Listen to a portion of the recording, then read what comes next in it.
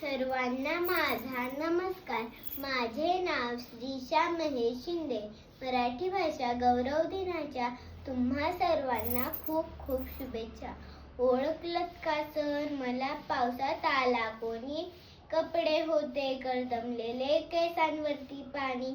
क्षणभर बसला नंतर हसला बोलला वरती पाहून, भिंत खचली चूल विझली होते नव्हते नेले.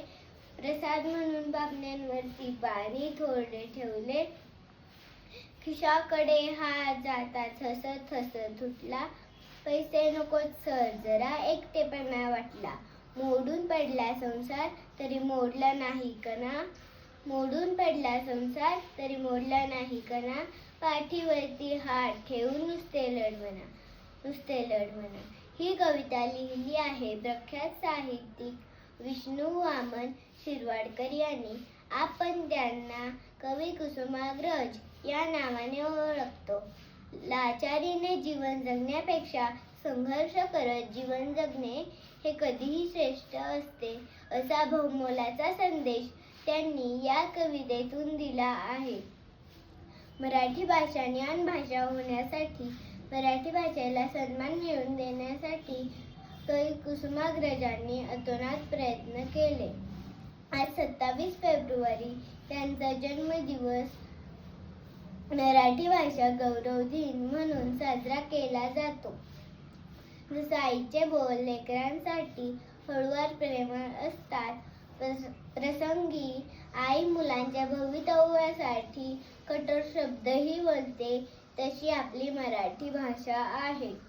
तिचे तलवारीपेक्षाही धारदार शब्द आहेत. घासल्याशिवाय धार नाही तलवारीच्या पातीला, मराठीशिवाय अर्थ नाही महाराष्ट्राच्या मातीला. घासल्याशिवाय धार नाही तलवारीच्या पातीला, मराठीशिवाय अर्थ नाही महाराष्ट्राच्या मातीला. आज जागतिकीकरणाच्या युगात इंग्रजी शिकणे गरजेचे झालेले आहे, परंतु अनेक जण मराठीत बोलायला कमीपणा समजतात. आईची मम्मी झालेली, बाबांचे डॅडी झालेले दिसून येतात. रे रे पावसाऐवजी रेन रेन कम अगेन अशा कविता आपण म्हणतो.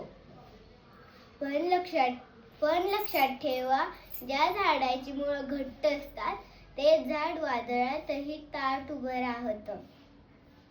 आपली मुळं म्हणजे आपली मातृभाषा मराठी होय.